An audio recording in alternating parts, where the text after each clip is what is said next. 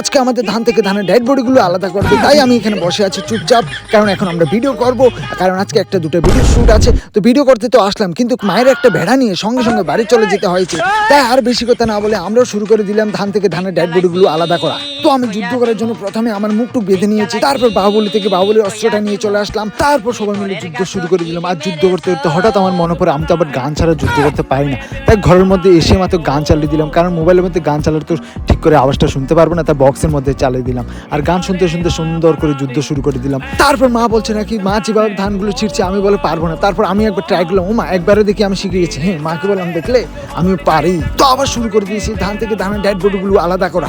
এই যুদ্ধে কে জয় হবে কে হবে ঠিক জানি না। তারপর যুদ্ধ করতে করতে চারিদিকের রক্তে আমাদের বাড়ির অবস্থা খুব খারাপ হয়ে গেছে, চারিদিকে শুধু ধানের ডেড বডি আর ডেড বডি। তারপর এটা দেখে আমার খুব কষ্ট লেগেছে, তাই আমি 5 মিনিট জন্য বিরতি নিলাম, কারণ আমার দ্বারা আর এই যুদ্ধ করা সম্ভব হচ্ছে না, আমার খুব কষ্ট লাগছে।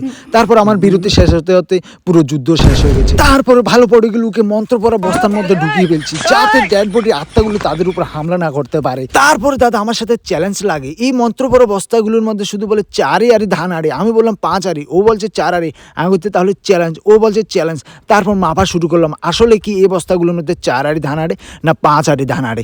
আর তারপর যখন ধানগুলো মাপা হলো দেখা যাচ্ছে এই বস্তাগুলোর মধ্যে পুরো 5 আরি ধান আরে। ও বলছে আমার সাথে নাকি ও চ্যালেঞ্জে জিতে যাবে। আরে ভাই আলাদা একটা ট্যালেন্ট আছে তো আমার, তাই ওকে দিয়ে বস্তাগুলো বাঁধাচ্ছি। अच्छा